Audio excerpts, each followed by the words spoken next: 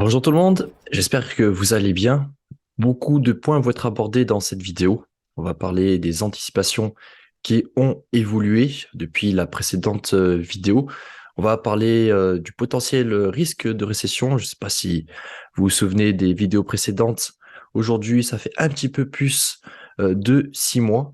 Et en plus de ça, on arrive sur la target où nous ouvrons la crypto-monnaie à Hong Kong. Donc la crypto-monnaie va être adoptée massivement au sein des commerciaux. Ça devrait arriver courant juin 2023. Donc nous y sommes. Nous sommes en train de clôturer le mois de mai.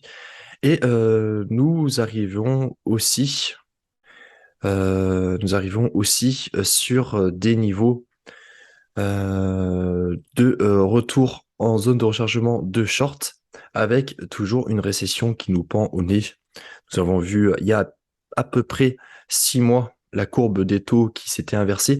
Je vais revenir sur tout ça avec des éléments en plus. Tout est lié, que ce soit l'anticipation de la Fed, l'anticipation autour des taux, l'inflation sous-jacente, le dollar. Je vais y revenir tout à l'heure avec également le pétrole et le fameux niveau des 60-65, donc côté pétrole brut sur futur, à maintenir impérativement si on ne veut pas rentrer en récession. Donc tout ça, vous allez voir que c'est lié. Tout ça, c'est lié, mais avant toute chose, le plafond de la dette. Donc le plafond de la dette, actuellement de 31 400 milliards de dollars. Donc, une target, une target. Ça a été atteint depuis quelques temps et c'est ce qui fait aujourd'hui débat et surtout qui met de la pression autour du marché qui avantage le dollar. Donc, le dollar, on l'a vu faire un petit rebond. Vous allez voir par la suite que ce n'est pas uniquement par cette raison, donc cette raison de tension, de marché incertain. Qu'est-ce qui va se passer? Est-ce qu'on va l'augmenter ou pas? Je vous ai mis un petit screen de chat GPT avec les décisions du Congrès à chaque fois que ce plafond a été atteint et on peut voir qu'à chaque fois, on le prolonge.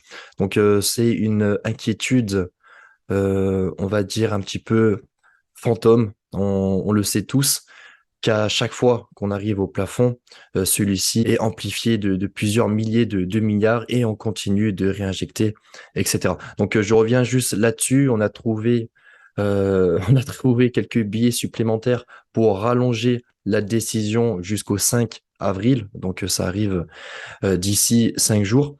C'est des choses qui prennent un petit peu de temps. Et donc, ce qui en découle sur le marché, le ressenti, c'est simplement de l'incertitude. On va voir également que sur les riscons, alors surtout sur le côté du Bitcoin, qu'on est sur un niveau clé, un niveau que je vous ai fait part il y a à peu près un mois et demi. Le marché n'a pas grandement bougé depuis.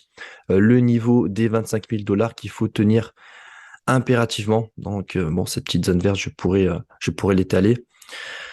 Ce niveau qu'on doit impérativement tenir pour avoir une poursuite de tendance haussière que nous avons formée depuis le début de l'année. Nous avons quand même fait un presque quasiment 100%, donc ce n'est pas anodin, ce n'est pas rien. Beaucoup m'envoient des messages à quand le bull run, etc. Pour moi, on a encore le temps et rappelez-vous du titre de ma vidéo au mois de janvier 2023, année de retracement. Donc, c'est une petite parallèle par rapport à cette vidéo macro. Qui vous intéresse, c'est surtout la crypto-monnaie, mais il faut pas oublier que nous sommes les premiers risk-on. Donc, en termes de marché incertain, nous sommes le dernier marché où de l'argent sera injecté. Ça, il faut bien le garder en tête. Et actuellement, on peut voir ici ce petit canal. Je vais vous tracer, je vais accélérer ça en off. Mais on peut voir également une réintégration dans le nuage. Là où je veux en venir, c'est qu'on est soit dans ce cas-là, hop, donc exactement, hein, exactement le même canal descendant avec par la suite une potentielle poursuite haussière. On peut même retracer ce mouvement. AB est égal CD, ce qui nous rapprocherait de 40 000, 45 000 et ça correspondrait à la zone de rechargement de short de l'entièreté du mouvement précédent. Ou bien, parce que rappelez-vous Quand on réintègre le nuage, le marché haussier sur l'unité de temps en Ichimoku est terminé. C'est ce qu'on a pu voir sur l'historique passé sur les dernières vidéos. Et c'est un cas qu'on retrouve également sur l'année de retracement de 2019. En 2019, la fois où on réintègre ici le nuage Ichimoku, je vais vous retrouver ça avec un petit rectangle vert, voilà, pour retrouver les cas similaires avec aujourd'hui. Donc ici, on voit, on réintègre le nuage Ichimoku, zone de rechargement de short, et puis c'est terminé, on n'en parle plus. On ne parle plus du Bitcoin, crash Covid, mois de mars, les taux reviennent à zéro, on réinjecte par milliard et, euh, et, on, et on a notre bull market par la suite. Donc, si on a un schéma similaire, ici, l'arrêt Z a déjà été atteint, on peut très bien y revenir, faire une fausse sortie, capturer un maximum de longues pour ouvrir des shorts dans la liquidité des longues et se retrouver beaucoup plus bas dans la deuxième, voire même troisième partie de cette année 2023. C'est un scénario qu'on doit avoir en tête. Ce scénario donc de fin d'année de retracement, on a déjà fait 100%. Ce n'est pas rien 100%. Alors, j'ai enlevé le logarithmique. C'est certes un retracement qui est très médiocre, mais le marché fait ce qu'il veut. Alors, hop, si je le mets, il me semble qu'on est sur les 0,236. On arrive sur les 0,236. C'est bidon. C'est le retracement le plus bidon. C'est le retracement que l'Ethereum a fait en 2019, pendant que le Bitcoin, lui, était en zone de rechargement de short. Donc, c'est pas forcément ce que je vais privilégier, mais c'est un scénario qu'il faut garder à l'esprit. Donc, soit on est dans ce scénario de fin 2019, réintégration dans le nuage, et on y est plus sorti hein, jusqu'au halving. On a eu le halving, on a eu le crash, et ensuite, on a eu notre expulsion haussière. Ou alors, nous sommes dans ce scénario de continuation avec notre petit canal descendant, avec une extraction haussière, ce qui nous ramènerait finalement dans la zone de rechargement de shorts très proche. Tout ça va dépendre de la phase macro et c'est ce dont nous allons parler dans cette vidéo. Donc maintenant, l'accord doit être trouvé avant le 5 juin. Alors, il me semble que l'accord a été trouvé. L'accord, c'est quoi? C'est simplement pour l'instant supprimer le plafond de la dette. Donc on n'a pas remis un plafond. Le prochain mandat aux États-Unis va être intéressant. On va se retrouver avec un entêtement de 50 000 milliards et ce sera au nouveau président de se démerder avec ça. Bon, pour l'instant, on n'a pas de nouveau plafond, mais on sait qu'ils sont en train de trouver un accord. Maintenant, cet accord, il doit être voté et par la suite, il doit être signé.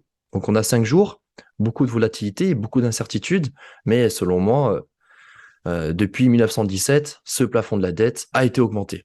Donc voilà, sujet clou, on verra dans les prochains jours comment ça évolue de ce côté-là. Maintenant, un point important, c'est l'anticipation des taux. Alors, pour rappel, vous avez les rendez-vous de la Fed, donc le prochain FOMC pour le 13 et 14 juin. Il y a la petite étoile, donc Jérôme Powell va donner ses propres prévisions. Donc ici, c'est un FOMC qui sera extrêmement important, d'autant plus qu'aujourd'hui, les anticipations ont évolué. Et ils n'ont pas forcément évolué dans le bon sens.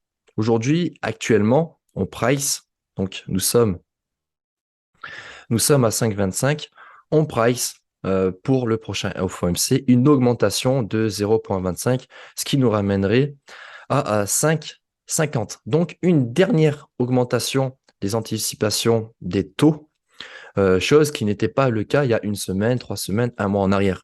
Je fais une vidéo car il y a du changement. Si on voit les probas, ça nous ramènerait à 5,50 avec pourquoi pas un plafond de quelques mois et avec un pivot, cette fois-ci uniquement pour fin d'année. À l'heure actuelle, le 1er octobre 23, où on rechuterait à 5,25 et ensuite ça reste décroissant. Ces anticipations avec une dernière augmentation des taux permet au dollar actuellement de faire son rebond. Je vais beaucoup parler du dollar parce que finalement, on a vu le Bitcoin qui est entre deux scénarios. Un scénario de continuation de tendance AB est égal CD, ou dans un scénario où les risks sont à mettre à la poubelle, on n'en parle plus jusqu'au halving, on se retrouve dans un an et on se retrouvera dans des niveaux propices à l'investissement sur plusieurs années, sur ces niveaux, voire même sur des niveaux avec un bottom qui est écrasé. Tout ça va dépendre de ce que va faire le dollar, va dépendre donc de l'inflation sous-jacente. L'anticipation des taux a augmenté une dernière fois alors que ça ne devait pas l'être parce que l'inflation sous-jacente stagne. Donc parce qu'on price une dernière augmentation des taux, le dollar, lui, a pu faire son rebond. Les prévisions de la Fed qu'on aura d'ici 2 semaines, elles sont extrêmement importantes parce que les prévisions que Jérôme Powell va nous annoncer déterminera si le rebond du dollar est un rebond du chat noir, un décal bonds, ou bien un double bottom. Si c'est un double bottom, on peut dire Finex à notre retracement du Bitcoin et pourquoi pas faire quelque chose comme ça. Hein. Quelque chose comme ça. Le bottom, le Bitcoin pose son bottom en hiver ou en début d'année 2024, proche de son halving, pendant que le dollar fait son double top dans la zone de rechargement de short. Le Bitcoin a son halving en 2024. Pendant qu'il pose son halving, on cumule des M proche de la zone de rechargement de short et on a une période dégueulasse pendant un an sur l'ensemble des marchés des cryptos, mais aussi sur la majorité des parties des risk-on. Actuellement, on voit sur ce pump, donc ce pump qui a été pricé par l'anticipation d'une dernière augmentation des taux, le Bitcoin aurait dû se retrouver beaucoup plus bas. J'estime qu'on a déjà beaucoup de chances de maintenir ce niveau. Je reçois des messages à quand le Bitcoin à 50 000, 60 000, 70 000 dollars. Pour l'instant, on n'y est pas du tout. Il faut vraiment regarder ce qui se passe à court terme. Et pourquoi le Bitcoin ne s'est pas écrasé alors que le dollar, lui, il a pris quasiment 4%. Donc là, nous, on a rangé pendant 3-4 semaines. Alors, je retourne sur le Bitcoin en weekly. Là, ça fait 1 mois, 2 mois qu'on range, que le Bitcoin ne fait quasiment rien. Alors que le dollar, lui, il a pris 3%. Comment est-ce qu'on peut expliquer ça? Alors pour ma part, c'est simple, il suffit de prendre un petit peu de recul sur ce graphique et ne pas juste regarder le dollar et de jeter un coup d'œil sur le Nasdaq. Le Nasdaq, lui, qui a fait des nouveaux sommets par rapport à cette nouvelle année 2023, et qui a pour un indice, donc dans son indice, Nvidia, qui est lui par contre en plein bull run. Donc hop, je le mets en weekly. Donc lui, il a carrément fait un nouvel ATH. Ça pousse le Nasdaq, ça pousse les valeurs technologiques à se maintenir. Nvidia a posté il y a quelques jours ses résultats en faisant part un investissement massif autour de l'IA. C'est ce qui a propulsé. Aujourd'hui, l'IA, ça protège tout. On pense que l'IA va nous sauver de la récession, va nous sauver de la guerre. On investit dans l'intelligence artificielle, on est sauvé. Donc, ça a promu Nvidia sur des nouveaux sommets. Et Nvidia étant fortement capitalisé sur l'indice du Nasdaq, ça pèse son poids. Nasdaq, valeur technologique, Bitcoin, risk-on, valeur technologique également. Et ben, le Bitcoin, lui, se maintient. Donc, je pense qu'on peut reverser Nvidia. Le Nasdaq qui soit dans la zone de rechargement, qui pour l'instant, bon, il est en survente, mais il semble pas faiblir tant qu'on ne casse pas ce niveau de RSI, son support majeur. Pour l'instant, le Bitcoin est maintenu, mais ce qu'il faut comprendre, c'est qu'on est vraiment dans un niveau qui est très incertain. Je vais faire un point sur le dollar. J'y reviendrai sur les rapports tout à l'heure. Est-ce qu'on est sur un rebond du chat noir ou est-ce que c'est le double bottom? Si on regarde uniquement le RSI, on peut voir qu'on est en train de structurer quelque chose qui n'est pas bon pour le RSI. Mais selon moi, tant qu'on ne casse pas donc le premier arrêt, j'ai retracé ici, j'ai mis uniquement le premier arrêt et la zone de rechargement de short, tant qu'on ne cède pas cette résistance majeure qui puisait et sur un niveau de confiance avec le premier arrêt, nous sommes potentiellement toujours dans un rebond du chat noir. Et ce qui va m'intéresser, donc ça sera le rapport des hedge funds et des asset managers, bah, je vais venir directement sur le site, hein. Voilà, alors je suis bien sur l'euro USD. J'attends avec impatience le prochain rapport. Donc, euro USD, quand finalement les positions sont net acheteurs sur l'euro, ça veut dire réciproquement qu'on est net vendeur sur le dollar. C'est les informations qui vont m'intéresser. Donc, c'est gratuit, hein. Toutes ces informations sont gratuites.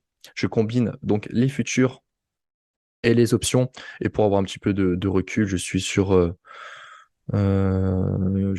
3 ans. 2 ans, 2 ans, 3 ans, c'est pas mal. Donc, à l'instant T, on peut voir donc la position net acheteur en bleu, la position net vendeur en rouge. On peut voir également les chiffres ici. Donc, les derniers datent du 23 mai, donc c'est-à-dire d'il y a une semaine. Donc, j'attends avec impatience la mise à jour de ce rapport, étant donné euh, que l'euro USD, bah, c'est pris une bonne claque. C'est pris une bonne claque, et ce qui est donc intéressant de voir, moi, ce qui me dérange un petit peu, c'est le RSI. On a cassé un support majeur sur le RSI et on est en train de céder les niveaux des 50. Donc la médiane, c'est pas bon signe. C'est un signal net vendeur pour les swing traders, ce qui pourrait accentuer ce move. Mais tant qu'on ne cède pas ce support majeur, vous savez, hein, dans un premier temps, on a le signal du momentum, puis par la suite, on a le price action. Donc, le momentum, ça pue, mais on peut se rattraper. On peut se rattraper sur le momentum. Mais si on casse le support majeur, là, ça va être très chiant, ça va être très long, et le dollar risque de faire son double bottom si ici on cède ce support majeur. Mais en état, on reste encore net longue sur l'euro. C'est-à-dire que malgré le dump sur l'euro-dollar, on ne faiblit pas. On ne faiblit pas pour les asset managers. Maintenant, euh, pour les, euh, pour les hedge funds, c'est un petit peu plus compliqué.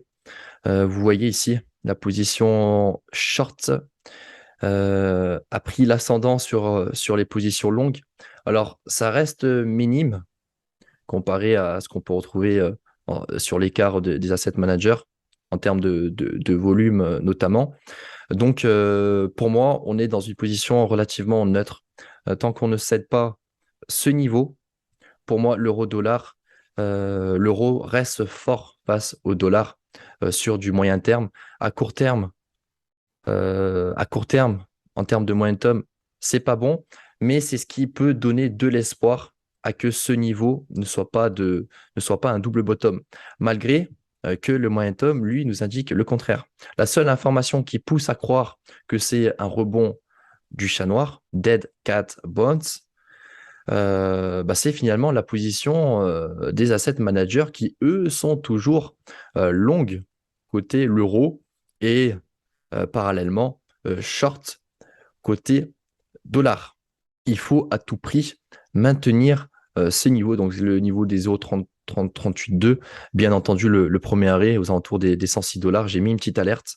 Il faut surtout pas qu'on y aille si on veut voir une poursuite de la tendance baissière. Donc, alors pourquoi? Je vais revenir sur l'inflation sous-jacente. Donc là, je vous ai traduit, hein. On a le PCI, on a le PCI Core. Donc, on enlève la nourriture, l'énergie. Et puis, on a la consommation personnelle avec, pareil, la nourriture et l'énergie en moins. Donc, je vous invite hein, à checker tout ça. C'est très clair. Vous avez également un petit détail en bas. Bon, on peut tout traduire aujourd'hui, donc c'est assez pratique. Donc, avoir un aperçu au long terme, c'est intéressant, mais pour être un petit peu plus précis, je vais mettre sur du 10 ans. L'inflation, elle, il n'y a pas de problème. Sur l'inflation, on le voit. Alors, même s'il y a plusieurs mois de retard, surtout du côté de l'inflation immobilier, le temps qu'on fasse passer les contrats, il y en a peut-être même jusqu'à un an et demi. Donc, l'inflation immobilière est un indice qui prend du temps à être pris en compte par la Fed lors de la décision des taux. C'est pour ça que tout ça, ce sont des éléments qui sont pricés. Et d'autant plus que là, ce qui va nous intéresser, ce sont donc l'inflation sous-jacente. Donc, l'inflation hors alimentation et l'énergie, donc on le voit ici, hein, On le voit, c'est en violet. Donc là, avec la traduction française, les dépenses de consommation personnelle hors alimentation et énergie. On peut voir ici que la courbe violette, elle stagne. Et c'est ça qui inquiète la Fed. On augmente, l'anticipation a soudainement augmenté parce que l'inflation sous-jacente stagne. Et on le voit, la Fed, elle n'est pas pressée. La Fed, elle n'est pas pressée. On a une target d'inflation sous 2%. L'inflation sous-jacente doit s'aligner avec l'inflation nominale. Et pour l'instant, on le voit, c'est pas le cas. L'inflation nominale, elle continue de chuter, c'est très bien. L'inflation sous-jacente, elle stagne. Qu'est-ce que fait la Fed? Elle prévoit d'augmenter les taux. Ça se ressent sur les anticipations. Bien sûr, cette date et ce que va dire Jérôme Powell, surtout pour les prévisions à venir, seront extrêmement importants. Là où je veux en venir, c'est que la Fed n'est pas pressée. C'est pour ça qu'actuellement, elle augmente les taux pour avoir un alignement entre l'inflation sous-jacente et l'inflation nominale. Par contre, elle sera pressée, et là, ça va être un risque pour les risk-on, tout simplement une récession, si on aura une dégradation brutale du marché américain. Alors, hop, c'est finalement une augmentation du taux de chômage. Ça montre que l'économie, les entreprises, surtout tech, n'ont plus forcément le budget pour maintenir 10 000, 3 000, 4 000 salariés. On commence à licencier, le taux de chômage augmente, mais ça montre qu'on est en train de rentrer dans une récession, dans un ralentissement économique. Donc, quand le taux de chômage va augmenter d'un tick, ça va forcer la Fed à baisser les taux pour que les valeurs puissent emprunter davantage. Mais si le taux de chômage augmente, on aura une baisse des taux de manière précipitée et ça ne sera pas quelque chose de sain pour le marché. Ça sera un pivot de la Fed qui sera forcé par une récession. Et là, donc, tous les assets à risque, il faudra les fuir. On sera pas du tout dans un environnement propice pour engager du risque dans les assets risqués. Et ça tombe bien, le chômage US, ce vendredi, très, très, très important. Bon, vous pouvez le mettre, vous voyez, un 3.4 directement sur TradingView. Ça reste plus simple. La moindre hausse sur cet indice serait un signal baissier pour le dollar, parce que ça amènerait, donc c'est une bonne chose, ça amènerait la Fed à pivoter plus tôt. Donc on diminue les taux, donc c'est plus facile à emprunter. Et si on augmente le supplies, forcément celui-ci n'a moins de valeur. Donc le dollar il chute. Mais il y a un point important, c'est que si la récession américaine importe avec elle l'Europe, le dollar deviendrait une valeur refuge. Donc, il y a peu de chances que si les États-Unis tombent en récession, l'Europe, elle, ne bouge pas. Donc, il y a peu de chances que le dollar chute. Et malheureusement, donc, si la Fed pivote, non pas parce que l'inflation sous-jacente et l'inflation nominale sont sous les 2%, mais pivote parce que le chiffre de l'emploi augmente et qu'on tombe en récession, je pense que l'Europe tombera également en récession. C'est déjà le cas pour certains des pays.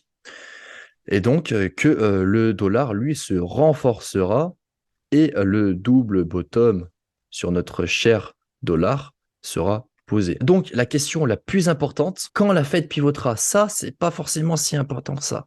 La question la plus importante, c'est la raison de pourquoi est-ce qu'elle pivote. Est-ce qu'elle pivote sainement parce que la target de 2% d'inflation est atteint, ou est-ce qu'elle pivote parce qu'elle n'a pas le choix, parce qu'on rentre en récession et qu'il faut réimprimer pour faire chuter le taux de chômage et pour donner une nouvelle vague de développement à toutes les entreprises. Si c'est le cas 2, si elle pivote par risque de récession, ouais, je vais revenir sur le taux de chômage.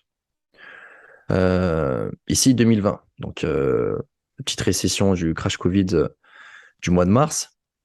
Ici, 2008, crise des subprimes.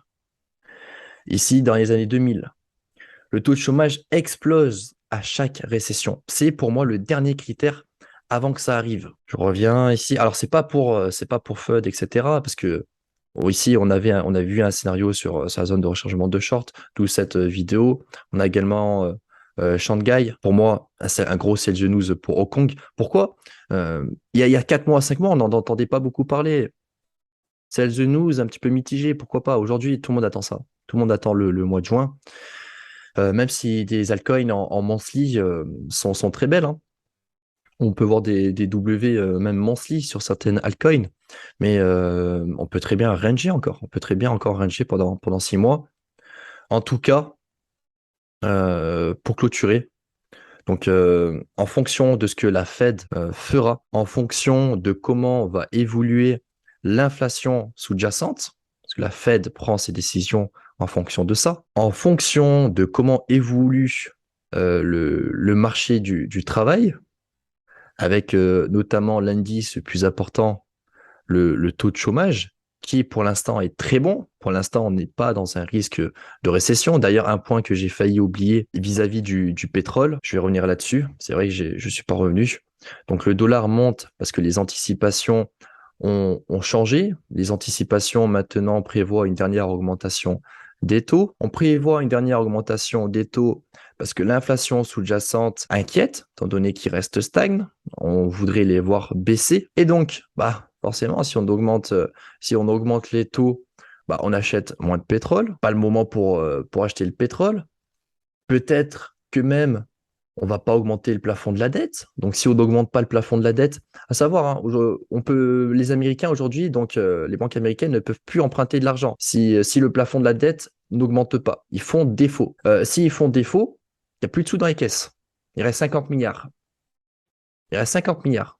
Un pays comme les États-Unis. Donc, si on n'augmente pas le plafond de la dette qui est atteint, on avait vu ça tout à l'heure sur les 30 400 milliards de dollars américains de dette, il n'y a plus d'argent pour acheter du pétrole. Ils n'anticipent pas. Ils anticipent ça. Ils ne prennent pas de risques. Mais si on casse ce niveau, on rentre en récession. Donc, on est vraiment sur des niveaux qui sont très, très, très, très dangereux et à ne pas oublier également. Je ne sais pas si vous vous rappelez de cette charte.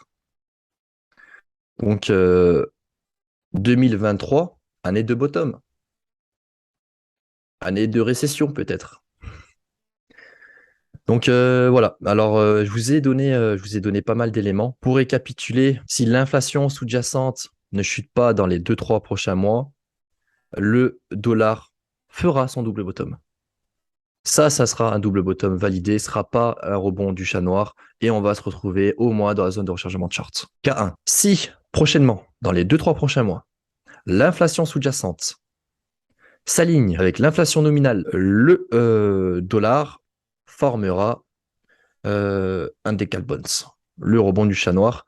Et là, les riscones iront sur la Lune, continueront leur retracement, d'autant plus que d'ici là, normalement, le plafond de la dette, il aura explosé et on pourra réimprimer et réinjecter, pourquoi pas, sur les marchés. Si on est toujours un petit peu souciant, ce sera d'abord les risk-off. Les riscones, peut-être qu'ils en bénéficieront quasiment pas, voire juste un tout petit peu. On voudra avoir le sentiment du marché d'ici là. Maintenant, 4-3, et ça, c'est ce qu'on veut pas voir. On veut pas avoir ce 4-3. Si le marché de travail décroche avec une forte hausse du marché de chômage, alors, dès qu'il augmente un petit peu, il faut prendre la fuite, hein, parce que quand il va augmenter, ça va faire ça, puis ça va faire ça. Jusqu'à que ça pivote, mais ça va pas pivoter pour la bonne raison. Ça va pas pivoter parce qu'on a atteint l'inflation. Ça va pivoter parce qu'on est en récession. Et si on est en récession, tous les hedge funds, tous les traders institutionnels vont retirer leurs fonds des assets à risque, donc des risk-on, et pour se protéger. Donc, le dernier des shitcoins, il va pas pump, normalement pas. C'est pas à privilégier. Si c'est uniquement le taux de chômage américain qui augmente et que c'est uniquement eux qui sont en récession, le dollar va chuter et les autres devises vont prendre de la valeur vis-à-vis du dollar. Par contre, si le taux de chômage, si la récession américaine entraîne avec elle l'Europe, le dollar montrera également et validera son double bottom. Et pareil, les risk-on ne seront pas du tout à privilégier. Et on se retrouve très vite pour une nouvelle vidéo. C'était pas focus crypto, surtout focus macro. Tout vient de là, donc il faut surtout se focus sur ça. Donc vous voyez hein, comment ça évolue vite. On avait un pivot de la Fed pour milieu septembre 2023. J'avais commencé à le tracer. Là, si je devais le retracer, donc septembre, octobre, et à partir de là, commencer lotement à pivoter si le taux de chômage n'accélère pas tout ça. Et si c'est le cas, ce n'est pas bon, on rentre en récession. Les targets sont très très baissiers, hein. Les targets sont très très baissiers. J'avais déjà fait une vidéo explicative sur les targets moyens, mais ça se situe grosso modo entre moins 50 et moins 60% dans cette box-là, sur les mêmes niveaux que mars 2020. Ça nous ramènerait 3 ans, 4 ans en arrière, si la récession arrive pour 2024, voire si ce n'est plus bas encore. Imaginez la tête de vos altcoins. Donc, attention avec ça, ce sont des éléments à suivre de très près. Donc, FOMC le mercredi 14 juin et également le taux de chômage à garder à l'œil. C'est un des indices les plus importants pour savoir si oui ou non on rentre en récession aux États-Unis. Et une fois, si ça arrive, bien sûr, il se peut que ça n'arrive pas, mais si ça arrive, parce que, étant donné que la courbe des taux s'est inversée, le dernier point qui va définir la récession à 100%, c'est le taux de chômage. On l'a vu, à chaque fois que le taux de chômage explose, nous sommes en récession, tout comme à chaque fois que la courbe des taux est inversée, mais la courbe des taux a déjà été inversée depuis 6 mois. On a vu dans les vidéos précédentes que c'est un événement qui peut arriver 1 an après, 2 ans après, même 3 ans après. Ici, ici, on a commencé à écraser au bout de 2 ans. Au bout de 2 ans. Et pendant un an, 1 an et demi, pendant 500 jours, on a continué de faire des sommets. Donc là, par rapport à notre point bas, ça fait même pas 6 mois. Donc si on continue de monter pendant 1 an et demi, on peut même se retrouver beaucoup plus haut. Mais tout ça dépendra donc de l'inflation sous-jacente, de la décision de la Fed, et tout ça sont donc des éléments à garder à l'œil, surtout si vous êtes principalement sur des assets à risque. Voilà pour cette vidéo. Bon, je me suis un petit peu répété pour bien comprendre le lien entre chaque élément. Voilà pour ça. Bonne journée tout le monde et à très vite donc pour la vidéo suivante.